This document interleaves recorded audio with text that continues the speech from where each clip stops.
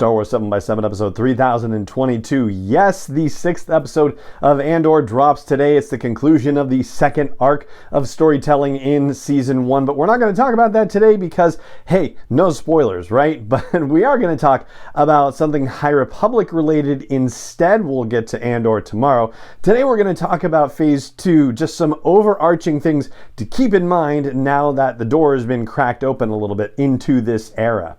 Punch it.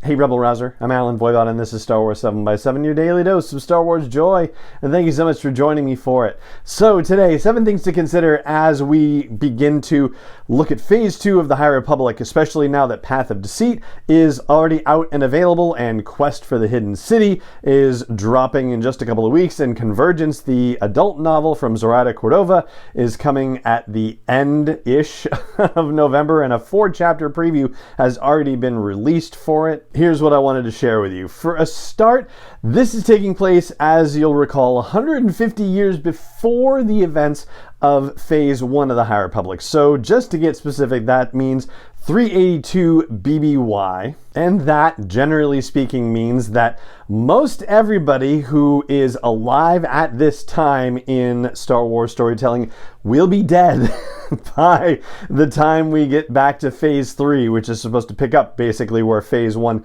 left off at 230 BBY. And what that means is that the storytellers for Phase 2 of the High Republic, much like the storytellers for Phase 1, get to have complete license to kill off characters as they need to. Now, I'll say that maybe there's a little bit less of a license for them to have done that in Phase 1, although there were certainly a couple of shocking deaths in Phase 1. But a lot of those characters need to, make it past Phase 1 so that they can appear in Phase 3. That's not necessarily the case with Phase 2. Because we're so far away from the events of Phase 1 and 3 that, yes, anyone is expendable in these stories, and certainly that was put on display in a very shocking way in Path of Deceit. That sort of naturally brings me to my second point, which is that there were at least a half a dozen characters either introduced or reintroduced to us in Phase 1 of High Republic storytelling that absolutely are alive during the Phase 2 storytelling, and so are definitely going to survive those events if they actually show up in Phase 2 storytelling. So far, to my knowledge, only one of those characters has been straight up confirmed to be appearing, which is Porter Engle, aka the Blade of Bardata.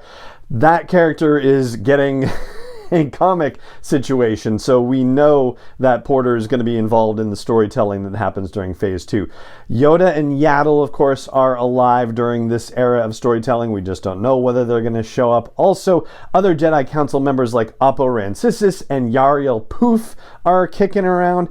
And then we don't know from the storytelling in Phase 1 how old Burryaga, the Wookiee Jedi Padawan, is, but it's certainly possible, based on Wookiee's very long lifespan, that Burryaga could be a wee little Wookiee during the time of Phase 2 of the High Republic. And there's another Jedi Council member named Laru who, if you dig into Legends, that character's species maybe also would have to be an itty-bitty baby to be appearing in Phase 2. And that kind of begs the third question, which is, how long will Phase 2 last? And there are a couple of ways that I could be meaning that, so we'll just do both and see what happens.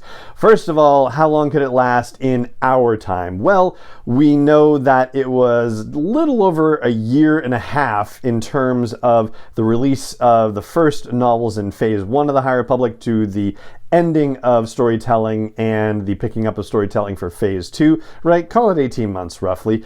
They have said, the High Republic folks, that just because there were 3 waves in Phase 1, that doesn't necessarily mean there will only be 3 waves in Phase 2. It could be less, it could be more, we just don't know. But storytelling in Phase 1 may have actually given us an end point for Phase 2. So in Out of the Shadows, which is the YA novel from Justina Ireland that was part of Phase 2, or Wave 2 of Phase 1, excuse me. Wave 2 of Phase 1 of High Republic storytelling came out in the summer of 21. That story talks about an event called the Night of Sorrow that takes place on Dalna, and there's somehow some kind of massacre that happens, and the Jedi are involved, and the Dalnans blame the Jedi for this situation. And if that's the case, then there's a nice symmetry with Phase 1 of High Republic storytelling, because that storytelling takes place over 2 years in the in-universe time frame, 232 to 230 BBY. And so if they were to do something similar, they've already started at 382 BBY, and the Night of Sorrow takes place approximately 380 BBY. So again, it would be sort of a 2-year period. That kind of suggests that maybe we're looking at 3 waves as well, but yeah, it's sort of an open question. We don't really know for sure. And speaking of Dalna, that brings me to my 4th point, which is that 3 particular planets, Dalna and Irem and Irano, hopefully I'm saying them right, are appearing in both Phase 1 and Phase 2 of High Republic storytelling, and it seems to suggest that those 3 planets might also be key for Phase 3 as well. So Dalna figuring prominently in Out of the Shadows, and now also in Path of Deceit. Irem and Irano, those planets first appeared in storytelling very early on in Into the Dark. That was Claudia Gray's YA novel. That was Wave 1 of Phase 1 of the High Republic. So that very first set of novels that came out back in January, February of 21. And there's still difficulty going on between those 2 planets. So this forever war that we're getting referenced at the start of Phase 2 of the High Republic storytelling, like in the opening crawl, well, it seems like that's not going to go well throughout the course of Phase 2 of High Republic storytelling. And in fact, the publisher's summaries are out for not only Convergence, which is Zoraida Cordova's novel, but also the Battle of Jeddah, which is George Mann's audiobook original that's coming out. And it seems like if you read those, there's going to be some sort of piece initially, potentially, figured out between those 2 planets by the end of Convergence, but the Battle of Jeddah, whatever happens there, is going to kick it all off again. And based on the events of Path of Deceit and reading about the fact that the Path of the Open Hand is going to be on Jeddah, well, it seems like the Path of the Open Hand may be involved in what happens on Jeddah. That's going to go very badly in that story. Jeddah playing in because that's where a peace treaty is supposed to be signed between Irem and Irano. I'm going to have a lot of trouble with those. Now, speaking of the path, that's going to be the 5th thing. I have to wonder whether the path is going to transform into the Nile or whether there's going to be some sort of split in that regard. It seems like a split is more in line with what might happen. So what I'm about to tell you is just the barest hint of a spoiler, if you will, for Path of Deceit. It's not spoiling the plot or anything like that, but the Path of the Open Hand in Path of Deceit is working on a ship, a starship, to take them out into space to spread their gospel of, the Force being free and whatnot. The name of that ship is the Gaze Electric, and yes, of course, if you recognize that name, that's great for you, and if you don't, well, that's the Nile ship. That's the main one that is commanded by Marchion Ro. So yeah, there's definitely a big tie there between the Path of the Open Hand and the Nile, as if you didn't think there was one with Marta Ro being part of the Path of the Open Hand anyway, but you get where I'm going with this, I think. There seems to be some definite intermixing between stuff from Phase 1 that we know about the Nile and stuff from Phase 2 that we know about the Path of the Open Hand.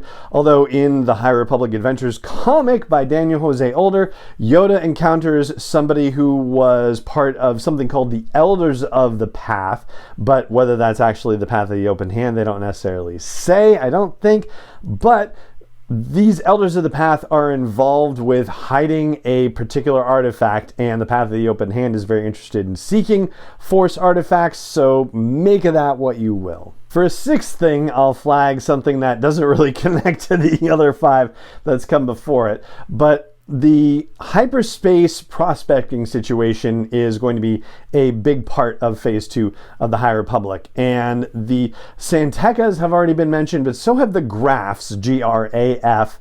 That's another family of hyperspace prospectors, but they also have a very bad reputation, known for possibly sticking a knife in your back at the first opportunity. So these two families, the Santekas and the Grafs, seem to be the major players in hyperspace prospecting. And by the time we get to Phase 1, there's no mention of the Grafs anywhere, as far as I know. So it really seems like the Santekas get a hold of that whole hyperspace prospecting situation and are really the people to beat in that regard. So one of the things that we might see in this phase of the High Republic is how the Santekas rise to prominence and how the Grafs do not rise to prominence, whatever their fate may ultimately be. But that does lead me to my seventh and final thing to share for your consideration, which is that when we watch current Star Wars storytelling, like as we're watching the Andor series right now, the level of forgetting that happens within a generation in the Star Wars galaxy